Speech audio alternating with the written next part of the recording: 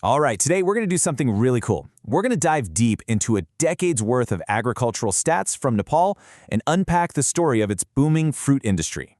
What can these raw numbers actually tell us about what's happening on the ground? Well, let's find out. So, let's kick things off with the big question, right? Just how much has fruit farming in Nepal really grown in the last 10 years? It's one thing to say it's growing, but the numbers, well, they show us the true, staggering scale of this change. And wow, what a story it is. Just let this number sink in for a second. This is the total fruit production in Nepal for the most recent fiscal year. We're talking over 1.5 million metric tons. But, a number this massive, it doesn't mean much without some context. And here is that context. Just look at this jump.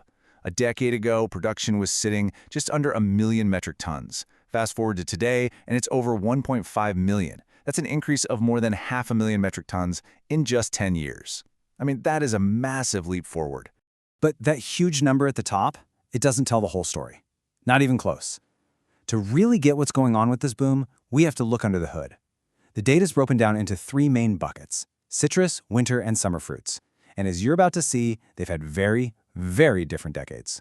Because here's the kicker. This incredible growth hasn't been spread out evenly at all. Nope. One of these categories has just completely left the others in the dust, becoming the main engine for this entire agricultural boom. So, which one is it? And here we have our answer. It's a tale of 2 extremes, really. On one side, you have summer fruits, think bananas, mangoes, where production just soared by an incredible 400,000 metric tons. And on the other side, winter fruits, like apples and pears, which saw, pretty modest growth. It's a story of 2 completely different journeys, probably fueled by things like market demand and climates that just really favor those tropical fruits. And this chart really puts it all into perspective. Just look at this. In the last harvest, summer fruits alone made up over 1 million metric tons. Think about that for a second. That's more than the entire country's total fruit output from just a decade ago. They absolutely dwarf the production of citrus and winter fruits combined. It's not even close. Okay, so we've covered the what, the types of fruit that are driving all this growth. Now let's pivot to the where. Let's figure out where all this fruit is actually coming from. The data reveals this fascinating map of specialization all across Nepal's provinces.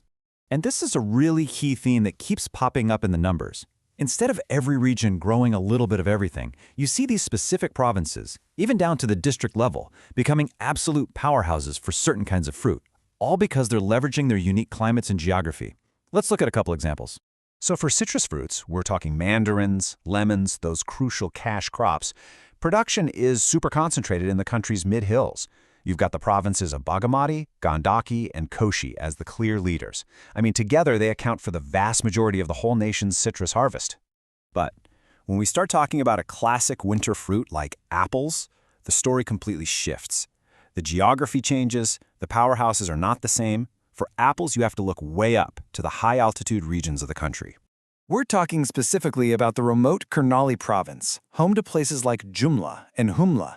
And of course, you can't forget the famous Mustang district in Gandaki. These 3 high-altitude areas produce a huge chunk of Nepal's entire apple crop. It's a perfect example of that regional specialization we were just talking about. Okay, let's zoom back out for a minute. We've seen the incredible overall growth, we've identified the star performers, and we've mapped out the key production zones. So what does this whole decade of data really tell us about where things are headed? So, what's the big picture here? Well, first, there's been undeniable, strong growth overall. Second, that growth has been almost entirely powered by one dominant category, summer fruits.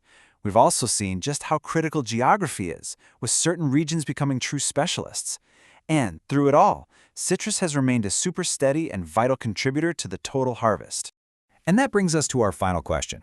The trend lines seem pretty clear, right? More fruit, dominated by summer crops, and grown in these highly specialized regions. This incredible transformation really sets the stage for the next 10 years. So, what will Nepal's next harvest look like? What new patterns are going to emerge? I guess the data in the years to come will hold the answer.